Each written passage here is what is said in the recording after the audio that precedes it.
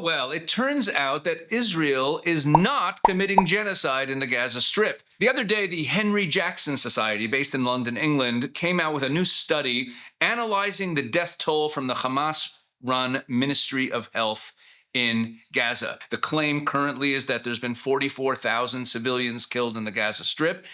And they noticed a number of very interesting things in the numbers here. Analysis of the Gaza Ministry of Health fatality data reveals repeated instances of men being misclassified as women. And this, of course, contributes to the narrative that women and children are being targeted. They also found many examples of adults being registered as children. So another deliberate attempt to increase the number of children and women who are part of the fatalities. They also found that a disproportionate number of the deaths are actually fighting age men. The data indicates that the majority of all the fatalities, despite what you hear in the media about Israel targeting women and children, the majority of the fatalities are men between the ages of 15 and 45, which is exactly the age of those who are fighting against the Israelis. Now, once we're talking about fighting age men, this speaks to a more significant issue with the whole number of fatalities. Because you hear this number, 44,000 civilians have been killed in the Gaza Strip. Never mind the fact that Hamas's own published numbers, when you actually read the fine print and you get into their actual numbers and what's verifiable, it only amounts to about 34,000. But let's take the number 44,000 at face value. According to the United States intelligence community, as well as IDF estimates, approximately 18,000 or so Hamas fighters have been killed in Gaza. None of them are counted in the Hamas death tolls. They never mention how many combatants are killed, but we also see from the number of fighting age males that they're simply including all combatants in civilian casualties. And that's actually deliberate. They come right out and say that. We'll get to that more in a minute. All the Hamas fighters are included in the 44,000. So let's subtract them out of the 44. We're already down to about 26,000 left approximately. And then on top of that, we have the fact that the number looks to be somewhat inflated. A lot of men being listed as women, a lot of adults being listed as children. What else is not included in the number, in the reporting of fatalities and the reporting of deaths in the Gaza Strip, is that miraculously, it appears that nobody has died of natural causes in the Gaza Strip since October 7th, 2023. You see, from 2018 through 2021, for those few years that we have access to the numbers, according to this study, between 5,000 and 6,000 people in the Gaza Strip every year would simply die of natural causes. The Gaza Health Ministry, who usually publishes these numbers, have published 0 fatalities from natural causes since October 7th, 2023. So what it seems is that all people who've died for any reason in the Gaza Strip since the beginning of the war, they have been listed as casualties of the war. And we also see this, some evidence of this, that cancer patients who were listed on hospital lists for receiving treatment for advanced cancer, their deaths are also listed as casualties of the war. If we subtract out, first of all, the 18,000 or so Hamas fighters, and we also subtract out an approximate 5,000 who would have died anyway from natural causes, or maybe did die of natural causes during this war, we've already subtracted out about 23,000 of the supposed 44,000 who've been killed in Gaza. This is hardly a genocide. In fact, not only that, but it turns out that according to the CIA World Factbook, the population of the Gaza Strip has actually increased 2% in the last year. It's kind of the opposite of a genocide if the population is growing. The Palestinian population in the Gaza Strip has actually grown by 2% since the beginning of the war in the last year. And this is probably what led Alice Wairimu Nderitu to have her contract discontinued. Now, you might be wondering who that is. Alice Wairimu Nderitu she's from Nigeria. She's a diplomat, and her job has been, until very recently, the United Nations Undersecretary General and Special Advisor on the Prevention of Genocide. She's the genocide expert, the genocide advisor, the senior genocide expert for the UN.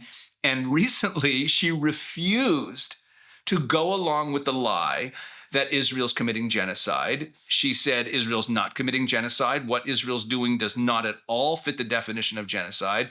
And because she stepped out of line, and the UN leadership, who wants to demonize Israel and claims that Israel's committing genocide, fired her. They opted not to renew her contract because she wouldn't go along with the lie. Israel's clearly not committing a genocide in the Gaza Strip. The numbers don't back it up. But I just want to go into a few more of the specifics that are in this study because they're just so interesting. Another number of casualties that's not included in the Hamas number is those Gazans who were killed by friendly fire. And you might think that that's a small number, but Hamas fires all of its rockets from residential areas. That's why there's been so much destruction in residential areas. You've probably heard about this, that they use hospitals and nursery schools and other public buildings and also private residences as launching pads for their rockets.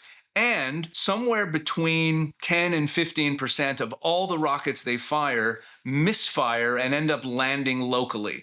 And we've already seen casualties from that way back at the beginning of the war on October 17th. Just 10 days after October 7th, on October 17th, 2023, you might remember this incident where there was a rocket that hit a hospital and Hamas claimed that hundreds of people were killed. And it turned out under investigation that it was actually a rocket from their side. It was a rocket from Palestinian Islamic Jihad, which is another one of the terrorist groups that fights alongside Hamas, that they had fired this rocket and it had misfired. And we've known, for years and years already, rockets coming out of the Gaza Strip, again, between 10 and 15% of them misfire. And any casualties that were caused by that rocket hitting near that hospital, it didn't actually hit the hospital.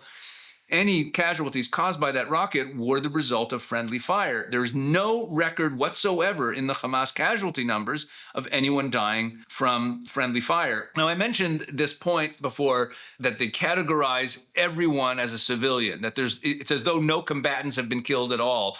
All the Hamas fighters who've been killed by the IDF are all counted in the civilian casualty number.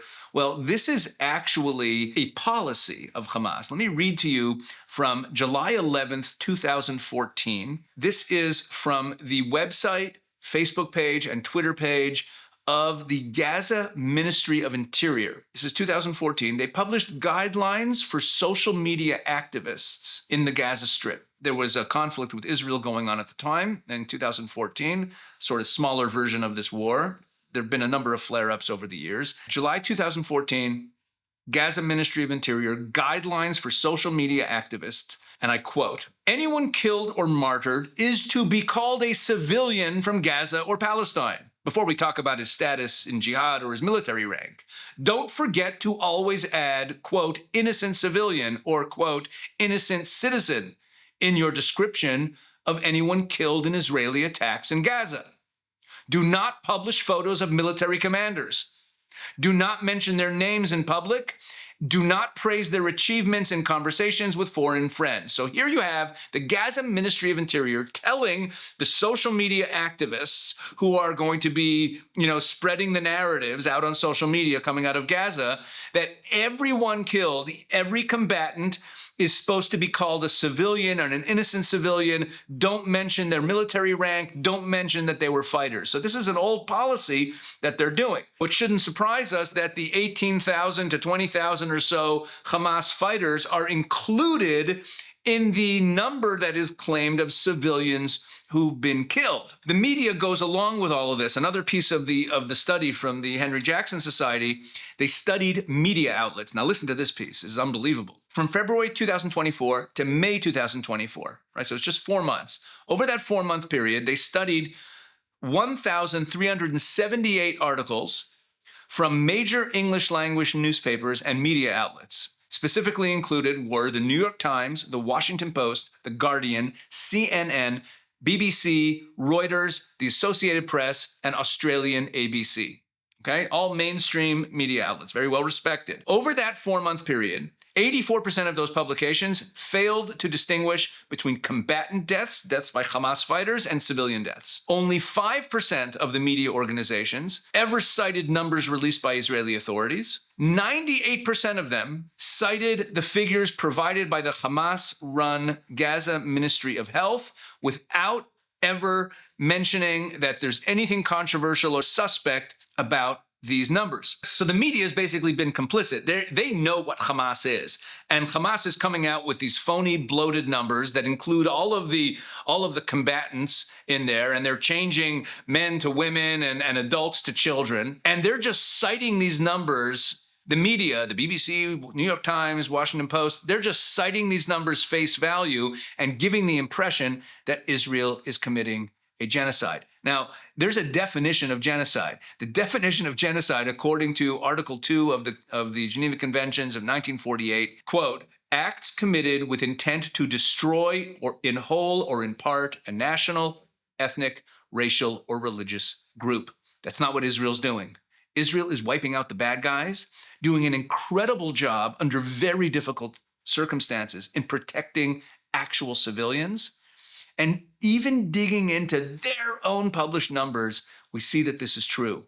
The combatant to civilian ratio in the Gaza Strip is the best in the history of combat, no less than John Spencer, Colonel John Spencer, who is the head of urban warfare studies at West Point, has said this straight out, that Israel has done more to protect civilian life than any army in history. And here with this study, we see that this turns out to be true. So bottom line is, folks, next time you hear that Israel's committing a genocide, just know that nothing can be further from the truth.